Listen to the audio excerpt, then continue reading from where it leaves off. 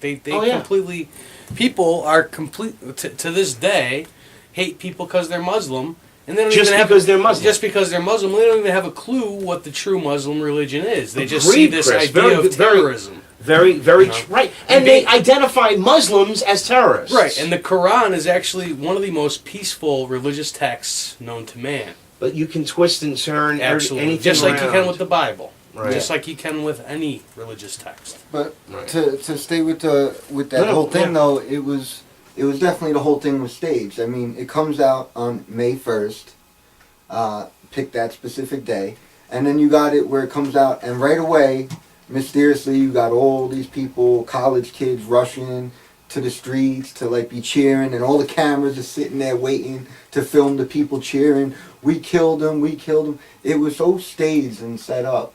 And, I mean, you had Bdatruth sitting there saying how he was killed, and then they killed her. Well, the problem is that, that's right. He was dead probably for like 10 years. Osama bin Laden. Oh, he's... No, he was killed in December. He died in 2002. He was actually killed, but he was dying. Right. He was killed, and this is important. Everybody, research this. Benazir Bhutto.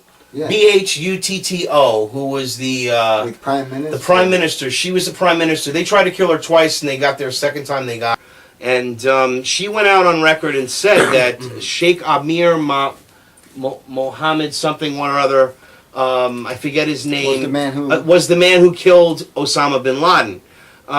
Now he was dying of Marfan syndrome in 2001. Where he had no more than possibly a few years to live. Without a few months, right. But without the materials that were necessary for him to survive, like dialysis, he would have died even faster. Mm-hmm. Yet, when they found him in this so-called complex, in this compound, which was about a block from a CIA house, by the way. So, I mean, you just have to know where, you got to draw the line where you got to realize that, our government is just lying to us, okay? All right? Well, I think what they did is the CIA found a cache of his, in videos that he had been saving. They're utilizing it. They just made up cut them up into quick segments. They probably and they used them before 9/11. For, how many years? But then they find him supposedly here and murder him. And then the team, like he said, that murders him is killed, never gets to talk. They're taken out. Total textbook black operation. No secret. Tell me no secrets. No autopsy. Tell you no lies. No autopsy. Dump him into the ocean. Dump in the ocean. Come on. He doesn't exist. It didn't happen, ladies and gentlemen. It just didn't happen. It just didn't happen. He's been dead for 10 years. What a waste of good soldiers, too. They killed Larry P. McDonald and 268 people on an airplane. That's why I love the fact that our soldiers are waking up. They are big time waking up, man. And that's great. And I'm a member of Oath Keepers, and you should come down to January 28th, everybody. We Are Change is hosting, Connecticut, is hosting at the Silas Bronson Library. Meeting for Agenda 21 with the John Birch Society. And again, the Oath Keepers, we're all part of the same organizations. We're all associate members. We're not law enforcement, or I'm not. But you can become an associate member. And all it means is that you have to understand that if you want to, when you go to, if you see it at an Oath Keepers meeting, you go to an Oath Keepers meeting, and if anybody knows that what happens when you're driving down the road and you get pulled over by a cop? Do you feel comfortable or do you feel uncomfortable, like Aaron Russo said? You always feel uncomfortable. Uncomfortable, right? But I'll tell you, you go to an Oath Keepers meeting, and you're in a room with 50 or 100 retired current law enforcement and military. They're all sworn oaths to hold the Constitution, and I tell you, you've never felt safer in your life. And you know what? These are the men that wouldn't do that. These are the men that don't pull you over into tyranny or trap you for DUIs. They're the ones that are awake. So these people are waking up, and it gives me great pride to be behind the Oath Keepers. And it's like when you tell a cop that you're an associate member of the Oath Keepers, and you can tell them people that that are Oath Keepers, and they and it's just unbelievable. They are the last stage of defense in this country. I have news for you. And then there's the our military and our police are our last stage of defense. Yeah. As much as you might see, you've been programmed to hate police for various reasons. Even if you don't do anything wrong, you just have this. People just generally have a distrust or they feel uncomfortable that the police are out to get them or something, or that they're gonna get. I know. I can't stand them. I'm pissed just driving here to do the show. I can't stand looking at them. Every time I pass a cop, I get nervous. Right, it's a psychological. This is how you've been trained. This is what they're training you to do now with the naked body scanners. This is what they're training you to submit to. To submit. No, it's all part of submission. It's psychological warfare, ladies and gentlemen. It really is. Absolutely. But this is proof that we don't necessarily live in a free country, because how many free countries would you live in where there are people that actually don't even leave their houses because they're afraid of police and other things. The truth of the matter is that we have a crime rate in this nation, and Bloomberg reported this from New York, that is on an absolute decline. Despite all of the troubles, despite the economy, the crime rates are actually going down.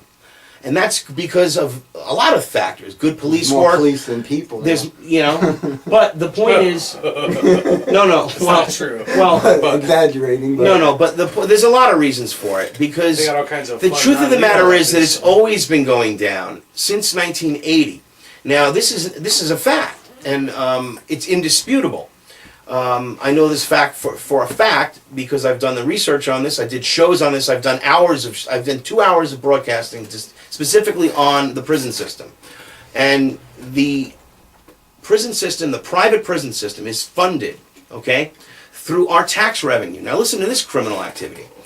So our tax revenue is actually funding these corrupt judges, like the one in Pennsylvania, the juvenile judge that get $2 million of kickbacks of money because he has to keep the private prison running. So the contractor gave him $2 million to just put kids in for 6 months for like jaywalking and dumb shit like that.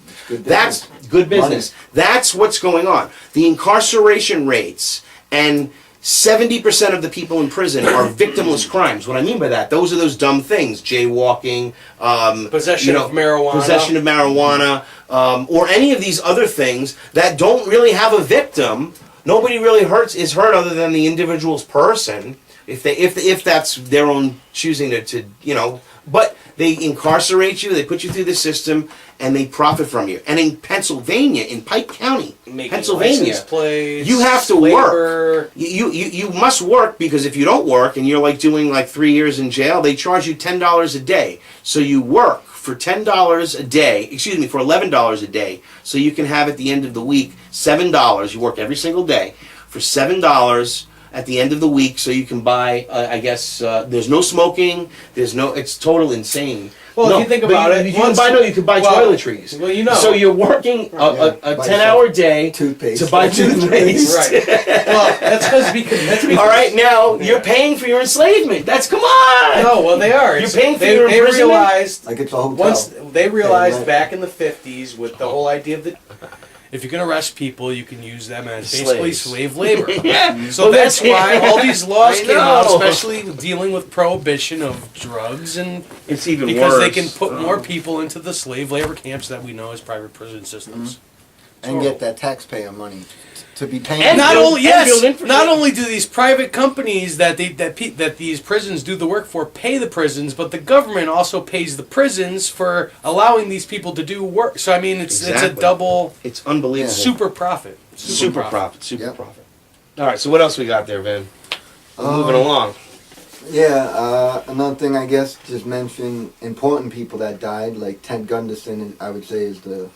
Well, yeah, there's somebody they won't tell you who died. They'll tell you about everybody else, but Ted Gunderson, FBI veteran for 27 years, oversaw over 700 agents in Los Angeles, uncovered the CIA and other corrupt people in the FBI with sex trafficking of children, satanic ritual abuse in the military, through the DynCorp Corporation and the RAND Corporation, setting up all of these rings, really crazy shit, and it's all true, all documented. This is why we talk about it. And he passed. He passed. That's very unfortunate. Very unfortunate. He brought truth out, and he's been retired since I think 1985 or 1990. But he had a tremendous amount of dedication to this subject. He exposed a lot of stuff. He exposed a lot, and this is the reason why even the mainstream media now must admit because I do every once in a while watch the lamestream media because you have to see what they're showing so you know how they're programming the people. And what I noticed was that they are talking about sex slavery and white slavery and child sex trafficking. It's actually being reported, but it's being reported as it seems as though it's an isolated thing, but it's really not, ladies and gentlemen. It's not just in this Seattle town, or it's not just here. It's everywhere. Right here in Connecticut on the Berlin Turnpike, currently still going on, there's a sex trafficking issue that's condoned by forces in this state. Okay? It's happening right now. Martha Dean, who ran for Attorney General, is trying to raise awareness about this. She lost. There was a book that's written called The Berlin Turnpike. It was published last year. All about this. This is there was a major case in 2007 about that the same exact issue, and these people were going to children that are like 16 years old and getting other 16-year-olds to go into schools to recruit people into prostitution and becoming. It's a huge thing in Connecticut. I mean, you open up the Hartford Advocate and look on the back page. Yeah, I know. It's big money. That's all those. I know. It's big money. That's all those. That's all. Those are it's all all prostitution. Yeah, it is. Yeah, no doubt about it. There's definitely, and then of course, they on the other end of the coin, you can't buy beer on Sunday. I know. It's ridiculous. Well, New York was pretty good, as far as the beer. They want to get the tax revenue. They realize people drink, but whatever it is, that's what's crazy. Again, they'll have these all these sex shops and all this advertisements for sex and all this and all these places and all of this sex trafficking going on, drugs, alcohol, and advertising, pills, right? And then the same state says no, you can't drink on Sunday. Like where's the morality of that? I mean, what's the worst sin? Think about it. If you want to think of it as a sin tax or a sin, no, they're saying it's because the people. It's the blue laws because this was originally a Puritan state. Yeah, very Puritan, yeah. And Puritan magazine. Real literally. Yeah. in New York, you have to wait till like 12 o'clock, then you could get it. Yeah, on Sunday. Yeah. Make it like the for shut people off to go to church is basically the propaganda used. Yeah, you're drinking wine in church. But for centuries, listen, if you go to England or Ireland, for centuries in Ireland, on Sunday Mass, they would have like 150, this has happened in Dublin or in Galway, where my wife is from, and her family comes from, they have like 150 pints of beer. I'm not even kidding. On a long bar, and then the people come out of church, and they're pints of Guinness, and they come in and grab the Guinness, like right after church, and it's like it's like a religious experience. It's part of their culture. Their culture, yeah. So I mean, come on, it's dumb, oh, you can't drink. It's like those people, that lady with the glasses that caused prohibition, and the reason why Al Capone became a mafia kingpin. It's true. The lady, the lady with the glasses. The thing about prohibition is that at that point in time, alcohol was illegal, but everything else was legal. Well, that's the point. And then as soon as they made prohibition legal again, as soon as they repealed it, they made all the drugs. They made all the drugs illegal. Mm-hmm. Yeah, because they needed to continue to incarcerate people through the system that they blew up through this New Deal, quote unquote, which is really a socialist front. People don't understand the New Deal was a plan to bring socialism and to bring the beginnings of this octopus that the Rockefellers and Rothschilds control over the entire country and everything about it. Absolutely. That was part of it. Once you get the people dependent on the state, you've got them. You've got them by the balls. You've got them by the balls. Which is the major problem with welfare. Exactly. Exactly. But however, the people of the lower income who well, that's designed too. Welfare, they're bringing the costs of every living higher, and the incomes are stagnant or going lower. And prices it's working. are rising. It's working. Of course, it's working. You look at most urban communities throughout the United States; they don't have the ability to take care of themselves because they don't know how to. Because they've relied on the state for everything that they need since the time they were born. And they're dumbed down. They've also been set up, though, to be stuck in that system, too. That's right. They're all shoved in these neighborhoods where there is nothing, there is no good school. I grew up around this, so I mean, it doesn't matter like what the color is. If that's the environment where there's no money and it's mostly just mothers with no fathers. No, it doesn't matter what color you are. If you're in that area, they're not going to go nowhere. That's what it is. There's nothing for them to do. That's why they all just dream about playing basketball or being a rapper.